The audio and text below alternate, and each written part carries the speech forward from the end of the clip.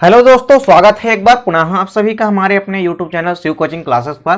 तो दोस्तों आज की इस वीडियो में मैं डिस्कस करूंगा क्लास 12 बायोलॉजी एनसीईआरटी। देखिए दोस्तों, चैप्टर 1 से लेकर चैप्टर 3 तक के जितने भी इंपॉर्टेंट वस्तुनिष्ठ प्रश्न हैं और उनके उत्तर तो मैं आपको इस वीडियो में कराऊंगा। तो फ्रेंड्स, ये आपके हाफ ईयरली के एग्जाम के पॉइंट ऑफ व्यू से काफ़ी इंपॉर्टेंट है, तो आप इन क्वेश्चनों को अच्छे से तैयार कीजिएगा। तो चलिए दोस्तों स्टार्ट करते हैं सीधे अपने वीडियो को।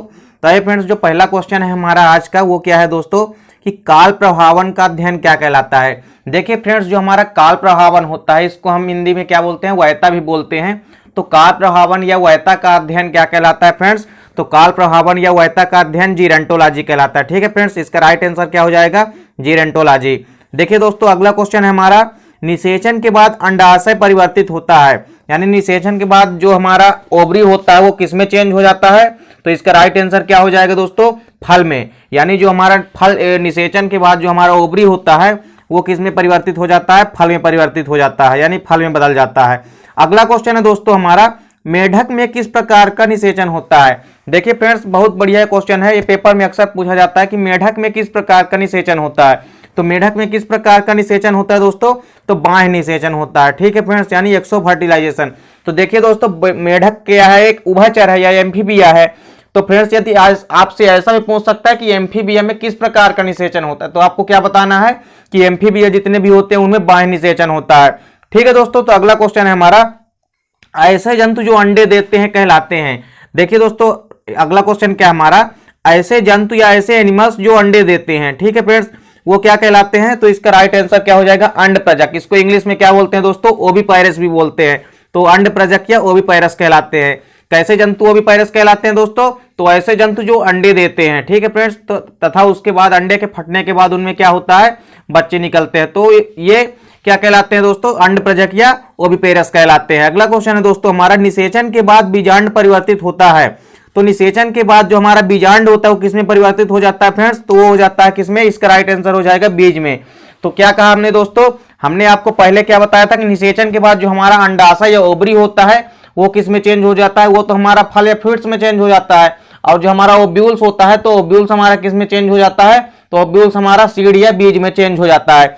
चलिए दोस्तों, अगला क्वेश्चन है हमारा, पुनरुद्भवन या रीजनरेशन की खोज किसने की। ठीक है दोस्तों, अगला क्वेश्चन हमारा क्या है कि पुनरुद्भवन, जिसको हम क्या बोलते हैं, रीजनरेशन। तो रीजनरेशन की खोज किसने की दोस्तों, तो इसका राइट आंसर हो जाएगा ट्रेम्बले नामक साइंटिस्ट ने की थी। किसने की थी फ्रेंड्स, इसका राइट आंसर क्या है, ट्रेम्बले नामक साइंटिस्ट ने की थी। और कब की थी दोस्तों, तो 1770 में की थी। और किसमें की थी, तो सबसे पहले हाइड्रा में उन्होंने की थी इसकी खोज। ठीक है दोस्तों, अगला क्वेश्चन है हमारा, अलैंगिक जनन में विभाजन होता है। देखिए दोस्तों, जो हमारा अलैंगिक जनन है या असेक्सुअल रिप्रोडक्शन है, तो असेक्सुअल रिप्रोडक्शन में जो हमारा विभाजन होता है वो कैसा होता है, तो इसका राइट आंसर क्या दोस्तों, अर्धसूत्री विभाजन होता है, यानी मियोसिस डिवीजन होता है। किसमें फ्रेंड्स, हमारा जो क्या है, अर्धसूत्री अलैंगिक जनन होता है या असेक्सुअल रिप्रोडक्शन, इसमें किस प्रकार का जनन होता है, अर्धसूत्री विभाजन होता है। अब देखिए दोस्तों, अगला क्वेश्चन है हमारा, केंद्रक का अध्ययन क्या कहलाता है। देखिए दोस्तों, हमने आपको जब क्या बताया था, फिजन बताया था, तो उसमें आपको बताया था कि दो प्रकार का विभाजन होता है। पहला विभाजन क्या होता है, केंद्रक विभाजन। और केंद्रक का विभाजन क्या कहलाता है दोस्तों, तो इसका राइट आंसर हो जाएगा कैरियोकाइनेसिस कहलाता है। और साथ ही साथ जो कोशिका द्रव्य का विभाजन होता है दोस्तों, वो क्या कहलाता है, साइटोकाइनेसिस कहलाता है। तो इन दोनों को आपको याद में रखना है। अगला क्वेश्चन है दोस्तों हमारा, अलैंगिक जनन किस प्रकार की प्रक्रिया। देखिए दोस्तों, जो हमारा लैंगिक जनन है, तो लैंगिक जनन की यानी सेक्सुअल रिप्रोडक्शन जो है ये किस प्रकार की प्रक्रिया है, तो इसका राइट आंसर क्या हो जाएगा दोस्तों, एक द्विजन की प्रक्रिया, अर्थात इसमें दो जनक भाग लेते हैं। ठीक है फ्रेंड्स, क्या कहा हमने कि लैंगिक जनन कैसी प्रक्रिया, एक द्विजन की प्रक्रिया होती है। अगला क्वेश्चन है दोस्तों हमारा, द्विविखंडन किन परिस्थितियों में होता है। देखिए दोस्तों, हमने जब आपको द्विविखंडन कराया था तो हमने आपको बताया था कि ये द्विविखंडन हमारा दोस्तों हमेशा फेवरेबल कंडीशन यानी अनुकूल परिस्थितियों में होता है।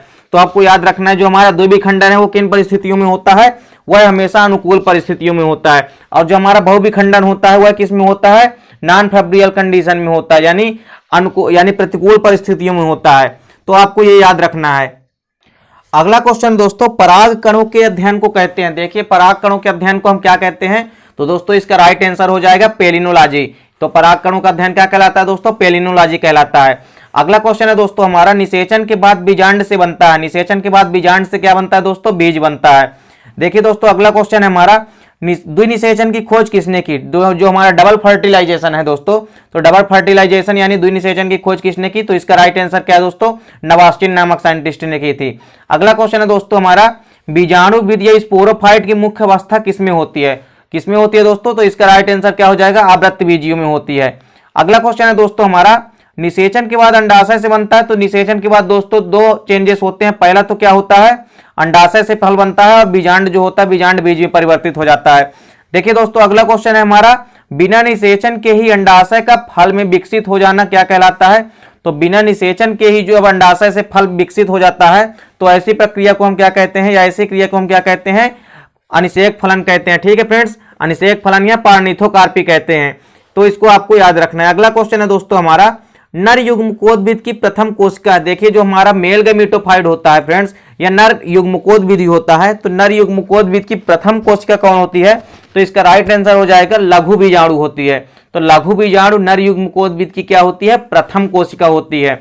अगला क्वेश्चन है दोस्तों हमारा, कि अंडक पुष्प का कौन सा जननांग है? जो अंडक होता है, कार्पल होता है, ये पुष्प का कौन सा जननांग है? तो इसका राइट आंसर क्या दोस्तों? यह मादा जननांग होता है। ठीक है दोस्तों, अगला क्वेश्चन है दोस्तों हमारा, एक बीज से एक से अधिक भ्रूण बनने की प्रक्रिया कहलाती है। देखिए दोस्तों, एक ही बीज से एक से अधिक भ्रूणों के बनने की क्रिया जो होती है क्या कहलाती है? तो इसका राइट आंसर हो जाएगा बहुभ्रूणिता या पॉलीएम्ब्रियोनी कहलाती है। ठीक है दोस्तों, क्या कहलाती है? बहुभ्रूणता या पॉलीएम्ब्रियोनी कहलाती है। जब एक ही बीज से एक से अधिक भ्रूण बन जाते हैं तो ऐसी घटना को हम बहुभ्रूणता कहते हैं। अगला क्वेश्चन है दोस्तों हमारा, अनिषेचित अंड से, यानी ऐसा अंड जो निषेचित नहीं हुआ है, तो अनिषेचित अंड से भ्रूण का विकास कहलाता है। देखिए अनिषेचित अंड से ही भ्रूण का विकास हो जाता है, तो इस प्रकार की क्रिया को हम क्या कहते हैं दोस्तों? तो इसका राइट आंसर क्या है? अनिषेक जनन कहते हैं, या इसको हम पार्थिनोजेनेसिस कहते हैं। क्या कहते हैं दोस्तों? पार्थिनोजेनेसिस या अनिषेक फलन कहते हैं ऐसी घटना को जिनमें अनिषेचित अंड से, यानी बिना निषेचन के ही जो हमारा अंड है वो किसमें परिवर्तित हो जाता है? भ्रूण में विकसित हो जाता है। तो ऐसी घटना को हम अनिषेक जनन कहते हैं। अगला क्वेश्चन है दोस्तों हमारा, पुष्पीय पौधों में भ्रूण कोश की सूत्रगुणिता होती है। यानी जो पुष्पीय पौधे होते हैं तो उनमें भ्रूण कोश जो हमारा होता है, यानी एम्ब्रियो सैक, तो एम्ब्रियो सैक की सूत्रगुणिता कैसी होती है? तो ये अक्सर आपको याद रखना है कि पुष्पीय पौधों में जो भ्रूण कोश होता है तो इसकी सूत्रगुणिता कैसी होती है? हमेशा त्रिगुणित होती है, अर्थात अर्थात त्रियन होती है। ठीक है दोस्तों, अगला क्वेश्चन है दोस्तों हमारा, अंडाशय की भित्ति को हम क्या कहते हैं? अगला क्वेश्चन क्या है दोस्तों हमारा, यानी जो ओवरी की हमारी बाल होती है तो ओवरी की भित्ति को हम क्या कहते हैं? इसका राइट आंसर हो जाएगा दोस्तों पेरिकार्प कहते हैं। ये अक्सर पेपर में पूछा जाता है दोस्तों कि अंडाशय की भित्ति क्या कहलाती है? तो पेरिकार्प कहलाती है। अगला क्वेश्चन है दोस्तों हमारा, कि पराग कणों की जो बाह्य भित्ति होती है क्या कहलाती है? पराग कणों की बाह्य भित्ति कहलाती है। ठीक है दोस्तों, तो पराग कणों की बाह्य भित्ति क्या कहलाती है? तो बाह्य चोलिया एग्जाइन कहलाती है। ठीक है दोस्तों, क्या कहलाती है? बाह्य चोलिया एग्जाइन कहलाती है। अगला क्वेश्चन है दोस्तों हमारा, जलकुंभी तथा वाटर लिली में परागण किस कारक के द्वारा होता है? ठीक है दोस्तों, बढ़िया क्वेश्चन है। जलकुंभी तथा वाटर लिली में जो पॉलिनेशन होता है वो किस कारक द्वारा होता है? तो इसका राइट आंसर क्या हो जाएगा दोस्तों? या कारक का मतलब होता है दोस्तों यहाँ पे वाहक क्या होता है? तो क्या होता है दोस्तों? इसका राइट आंसर क्या हो जाएगा? कीट या वायु द्वारा होता है। ठीक है दोस्तों, जो जलकुंभी है और वाटर लिली, इनमें क्या होता है? परागण किसके माध्यम से होता है? कीट या वायु के माध्यम से होता है। अगला क्वेश्चन है दोस्तों हमारा, नारियल किस प्रकार का फल है? देखिए दोस्तों, नारियल कैसा एक फल है? तो नारियल एक प्रकार का अस्थिल फल होता है। इसका राइट आंसर क्या दोस्तों? अस्थिल फल होता है नारियल। अगला क्वेश्चन है दोस्तों हमारा, द्विनिषेचन किसके द्वारा प्रदर्शित किया जाता है? ठीक है दोस्तों, जो हमारा द्विनिषेचन है वो किनके द्वारा प्रदर्शित किया जाता है? तो ये अक्सर आपको याद रखना है दोस्तों कि ये केवल और केवल आवृत्तबीजी यानी एंजियोस्पर्म जितने भी प्लांट हैं उनके द्वारा द्विनिषेचन क्या है? द्विनिषेचन प्रदर्शित किया जाता है। और जितने भी जिम्नोस्पर्म या ब्रायोफाइट, एडोफाइट है, इनमें किसी में भी द्विनिषेचन हमको देखने को नहीं मिलता है। कीटों द्वारा, देखिए दोस्तों अगला क्वेश्चन है हमारा, पक्षियों द्वारा होने वाला परागण कहलाता है। तो पक्षियों द्वारा होने वाला जो परागण होता है दोस्तों क्या कहलाता है? इसका राइट आंसर हो जाएगा ऑर्निथोफिली। ठीक है दोस्तों, अगला क्वेश्चन है हमारा, कीटों द्वारा होने वाला परागण कहलाता है। तो कीटों द्वारा जो परागण होता है दोस्तों क्या कहलाता है? इसका राइट आंसर हो जाएगा एंटोमोफिली। तो कीटों द्वारा जो परागण होता है उसको क्या बोलते हैं दोस्तों? एंटोमोफिली बोलते हैं। अगला क्वेश्चन है दोस्तों हमारा, वायु द्वारा होने वाला परागण कहलाता है। यानी जो वायु के द्वारा जो पॉलिनेशन होता है उसको हम क्या कहते हैं? तो इसका राइट आंसर क्या दोस्तों? एनिमोफिली कहते हैं। चलिए दोस्तों, अगला क्वेश्चन है हमारा, अब देखिए जल द्वारा जो परागण होता है, तो जल द्वारा जो परागण होता है उसको हम क्या कहते हैं दोस्तों? तो इसका राइट आंसर क्या है? हाइड्रोफिली। ठीक है दोस्तों, हाइड्रोफिली किसको कहते हैं? जल द्वारा जो परागण होता है उसको क्या बोलते हैं? हाइड्रोफिली। जंतु द्वारा परागण कहलाता है। ठीक है दोस्तों, अगला क्वेश्चन क्या है हमारा, जंतु द्वारा परागण कहलाता है, क्या कहलाता है दोस्तों, जूफिली कहलाता है। क्या कहलाता है, जूफिली कहलाता है। अगला क्वेश्चन है दोस्तों हमारा, अगला क्वेश्चन है दोस्तों हमारा कि परागकण हरे रंग के नहीं होते हैं क्यों। ठीक है दोस्तों, परागकण जो होते हैं वो हरे रंग के नहीं होते क्यों। तो इसका राइट आंसर क्या है दोस्तों कि लवक वर्णकी लवक में बदल जाते हैं। जो लवक होते हैं इसमें वो किस में बदल जाते हैं, वर्णकी लवक में बदल जाते हैं। ठीक है दोस्तों, जिस कारण से ये हरे रंग के नहीं हो पाते हैं। अगला क्वेश्चन है दोस्तों हमारा पेरिस्पर्म है। देखिए दोस्तों, पेरिस्पर्म क्या होता है एक प्रकार का, तो इसका राइट आंसर क्या है दोस्तों कि बीजांड काय का अवशेष, यानी बीजांड काय का दोस्तों जो अवशेष बचता है यानी शेष भाग बचता है उसी को हम क्या कहते हैं, पेरिस्पर्म कहते हैं।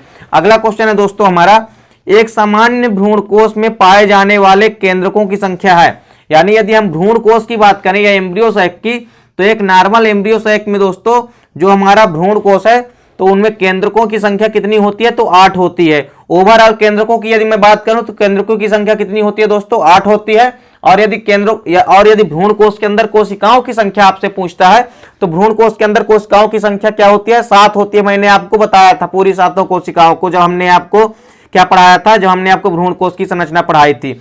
अगला क्वेश्चन है दोस्तों हमारा, परागकणों का परागकोश से वर्तिकाग्र तक पहुंचना क्या कहलाता है। तो देखिए दोस्तों, यह भी अक्सर पूछा जाता है कि जो परागकण होते हैं यानी पॉलन ग्रैंड होते हैं, तो पॉलन ग्रैंड का परागकोश यानी एंथर से निकल करके कहां, वर्तिकाग्र या स्टिग्मा तक पहुंचना क्या कहलाता है। तो इसका राइट आंसर क्या हो जाएगा दोस्तों, परागण कहलाता है, या इसको इंग्लिश में हम पॉलिनेशन कहते हैं। ठीक है दोस्तों, अगला क्वेश्चन है हमारा, मानव गर्भावस्था कितने दिनों की होती है। ठीक है दोस्तों, अगला क्वेश्चन क्या है हमारा कि जो मानव में गर्भावस्था होती है, ठीक है दोस्तों, वो कितने दिन की होती है। तो इसका राइट आंसर क्या है दोस्तों, 280 दिन की लगभग होती है या 40 सप्ताह की होती है। ठीक है दोस्तों, इसको आपको याद रखना है, ये लगभग 40 सप्ताह की या 228 दिन की होती है, 280 दिन की, सॉरी दोस्तों 280 से 290 दिन के बीच की होती है। चलिए दोस्तों, अगला क्वेश्चन है हमारा, भ्रूणीय अवस्था में जो आरबीसीएस होते हैं, यानी जो आरबीसी हैं फ्रेंड्स, यानी जो हमारे रेड ब्लड कार्पसेल्स हैं, यानी जो हमारी लाल रक्त कणिकाएं हैं, तो इनका निर्माण कहाँ होता है। तो भ्रूणीय अवस्था की यदि मैं बात करूं तो किसमें होता है फ्रेंड्स, इसका राइट आंसर क्या है, यकृत में होता है या कुछ भाग प्लीहा में होता है। तो किसमें होता है दोस्तों, भ्रूणीय अवस्था में आरबीसी का निर्माण किसमें होता है, यकृत या प्लीहा में होता है। और यदि मैं भ्रूणीय अवस्था की बात ना करके किसमें बात करूं दोस्तों, ओवरऑल यदि बच्चा जब पैदा हो जाता है उसके बाद फिर क्या हो जाता है कि उसमें जो विकास होता है आगे का, तो उनमें जो आरबीसी का निर्माण होता है वो कहाँ होता है, अस्थि मज्जा या बोन मैरो में होता है। अगला क्वेश्चन है दोस्तों हमारा, अंडाशय के ग्राफियन फॉलिकल द्वारा किस हार्मोन्स का स्त्रवण होता है। देखिए ओवरी में क्या होती है, ग्राफियन फॉलिकल होती है, तो उस ग्राफियन फॉलिकल में एक हार्मोन्स रिलीज होता है, तो उस हार्मोन्स का नाम क्या है दोस्तों। तो इसका राइट आंसर क्या है, एस्ट्रोजन। तो एस्ट्रोजन हार्मोन्स रिलीज होता है जो सेक्स हार्मोन्स होता है। ठीक है दोस्तों, मादा में यदि ओवरऑल में बात करूं। चलिए दोस्तों, अगला क्वेश्चन है हमारा, रजोनिवृत्ति सामान्यता किस आयु में होती है। ठीक है फ्रेंड्स, रजोनिवृत्ति सामान्यता किस आयु में होती है, अर्थात जो हमारा अंड बनने की क्रिया है वो लगभग किस एज में समाप्त हो जाता है या किस एज के बाद बंद हो जाती है। तो इसका राइट आंसर क्या है दोस्तों, 45 वर्ष की उम्र के बाद। ठीक है दोस्तों, अगला क्वेश्चन है दोस्तों हमारा, एक्रोसोम का निर्माण कहाँ होता है। देखिए दोस्तों, ये क्वेश्चन कई बार पूछा जा चुका है, एक्रोसोम का निर्माण कहाँ होता है। तो इसका राइट आंसर है शुक्राणु में होता है या स्पर्म में होता है। चलिए दोस्तों, अगला क्वेश्चन है हमारा, जाइगोट से मोरुला बनने की क्रिया का नाम बताइए। ठीक है दोस्तों, जो जाइगोट से मोरुला बनने की क्रिया है, तो जाइगोट अवस्था क्या होती है कि एक कठोर अवस्था बनती है जिसको हम क्या कहते हैं, मोरुला स्टेज कहते हैं। तो जाइगोट से यानी युग्मनज से मोरुला बनने की क्रिया जो होती है किस नाम से जानी जाती है। तो इसका राइट आंसर क्या है दोस्तों, विदलन नाम से जानी जाती है। ठीक है दोस्तों, अगला क्वेश्चन है हमारा, लैंगिक जनन में कोशिका विभाजन होता है। तो लैंगिक जनन में आप हमेशा याद रखिए कोशिका विभाजन कैसा होता है, अर्धसूत्री या मियोसिस प्रकार का होता है। अगला क्वेश्चन है दोस्तों हमारा, एमनियोन का कार्य क्या होता है। तो एमनियोन जो गुहा में एक एमनियोन गुहा होती है फ्रेंड्स, उसका काम मेन क्या होता है कि आघातों से रक्षा करना। तो बाएं आघात जो होते हैं फ्रेंड्स, जो उसमें किसमें, हमारे कोशिकाओं में उनकी क्या करता है, ये रक्षा करता है। ठीक है दोस्तों, एमनियोन। अब देखिए दोस्तों, अगला क्वेश्चन है हमारा, अंडाणुओं के निर्माण की क्रिया कहलाती है। देखिए दोस्तों, जो अंडाणुओं के निर्माण की क्रिया होती है यानी ओवम के जो बनने की क्रिया है वो क्या कहलाती है दोस्तों। तो इसका राइट आंसर क्या है, अंडजनन या ऊजेनेसिस कहलाती है। अगला क्वेश्चन है दोस्तों हमारा, शुक्राणुओं के बनने की क्रिया। तो शुक्राणुओं के बनने की क्रिया क्या कहलाती है दोस्तों, तो स्पर्मेटोजेनेसिस या शुक्रजनन कहलाती है। ठीक है दोस्तों, तो इसको भी आपको याद रखना है। अगला क्वेश्चन है दोस्तों हमारा, सर्टोली कोशिकाएं कहां पाई जाती है। ठीक है दोस्तों, सर्टोली की जो कोशिकाएं हैं ये कहां पाई जाती है। तो इसका राइट आंसर क्या है दोस्तों, वृषण में या टेस्टिज में पाई जाती है। आपको याद रखना है जो सर्टोली कोशिकाएं हैं कहाँ पाई जाती है, वृषण में पाई जाती है। अगला क्वेश्चन है दोस्तों, गर्भ निरोधक दवाओं का क्या काम होता है। जो गर्भ निरोधक दवाएं होती है दोस्तों, तो इनका काम मेन क्या होता है, तो इसका राइट आंसर क्या है दोस्तों, अंडाशय में अंडोत्सर्ग रोकना। तो अंडोत्सर्ग को रोक देते हैं, जिसके कारण क्या होता है कि बच्चा नहीं बन पाता है या बच्चा पैदा नहीं हो पाता है। तो गर्भ निरोधक दवाओं का यही काम होता है। अगला क्वेश्चन है दोस्तों हमारा, ब्लास्टोस्पोर पाया जाता है। जो ब्लास्टोस्पोर है दोस्तों वो कहाँ पाया जाता है, तो वो गैस्ट्रुला अवस्था में पाया जाता है। ठीक है दोस्तों, जब गैस्ट्रुला अवस्था आती है, ब्लास्टुला अवस्था के बाद उसमें क्या होता है दोस्तों कि जो ब्लास्टोस्पोर हैं वो पाए जाते हैं। अब देखिए दोस्तों अगला क्वेश्चन है हमारा, सोमनीफेरस नलिकाएं पाई जाती है। जो सोमनीफेरस ट्यूब्यूल्स होती हैं, ठीक है दोस्तों, वो कहाँ पाई जाती है, वो वृषण में पाई जाती हैं। ये हमेशा याद रखिए, ये कहाँ मौजूद होती हैं, टेस्टेज में पाई जाती हैं। अगला क्वेश्चन है दोस्तों हमारा, मनुष्य के 28वें दिन के अंडाशय चक्र में अंडोत्सर्ग होता है। देखिए 28वें दिन का जो अंडाशय चक्र होता है, तो उसमें जो हमारा अंडोत्सर्ग है, यानी अर्थात हम कह सकते हैं कि एक अंड जो बनता है, तो एक अंड के बनने की जो क्रिया अंडोत्सर्ग कहलाती है। तो अंडोत्सर्ग कितने दिन में होता है, तो एक अंडोत्सर्ग कितने दिन में होता है, 14 दिन में होता है 28वें दिन के अंडाशय चक्र में। ठीक है दोस्तों, अगला क्वेश्चन है हमारा कि शुक्राणुओं का परिपक्वन होता है। देखिए जो शुक्राणु या स्पर्म होते हैं, तो इनका परिपक्वन कहाँ होता है, तो इसका राइट आंसर क्या दोस्तों, एपिडिडाइमिस में होता है। कहाँ होता है, एपिडिडाइमिस में होता है। अगला क्वेश्चन है दोस्तों हमारा, प्लेसेंटा का कार्य क्या होता है। देखिए जो प्लेसेंटा होती है, तो इसका मुख्य कार्य क्या होता है दोस्तों, कि भ्रूण को पोषण देना, यानी जो विकसित हो रहा होता है भ्रूण, तो उसको क्या करना, पोषण देना। ठीक है दोस्तों, अगला क्वेश्चन है हमारा, कार्पस ल्यूटियम का निर्माण होता है। तो कार्पस ल्यूटियम का निर्माण कहाँ होता है दोस्तों, तो इसका राइट आंसर क्या है, अंडाशय में होता है। ठीक है दोस्तों, आपको याद रखना है कि कार्पस ल्यूटियम जो होती है, इसका निर्माण कहाँ होता है, अंडाशय में होता है। अगला क्वेश्चन है दोस्तों हमारा, मानव निषेचन कहाँ होता है। यदि मैं मानव की बात करूं, तो मानव में निषेचन कहाँ होता है, तो जो मादा की अंडवाहिनी होती है या ओविडक्ट होती है, वहां होता है। क्या होता है दोस्तों, क्या होता है, वहां निषेचन होता है। अब देखिए दोस्तों अगला क्वेश्चन है हमारा, मनुष्य के शुक्राणु में कितने ऑटोसोम होते हैं। देखिए दोस्तों मनुष्य के शुक्राणु में कितने ऑटोसोम होते हैं, तो ये 22 ऑटोसोम होते हैं या 22 जोड़ी ऑटोसोम होते हैं। ठीक है दोस्तों, तो इस प्रकार से दोस्तों मैंने आपको यहाँ पे चैप्टर 1 से लेके चैप्टर 3 तक के लगभग 55 क्वेश्चन इंपॉर्टेंट वस्तुनिष्ठ प्रश्न करा दिए हैं, जो आपके पेपर के पॉइंट ऑफ व्यू से वेरी इंपॉर्टेंट है। तो आप इन क्वेश्चनों को तैयार कीजिए। ठीक है दोस्तों, तो वीडियो यदि आपको अच्छी लगी हो तो आप लाइक और कमेंट कीजिए तथा साथ ही साथ दोस्तों के बीच शेयर कीजिए। मिलते हैं दोस्तों आपसे नेक्स्ट वीडियो में, तब तक के लिए जय हिंद, वंदे मातरम।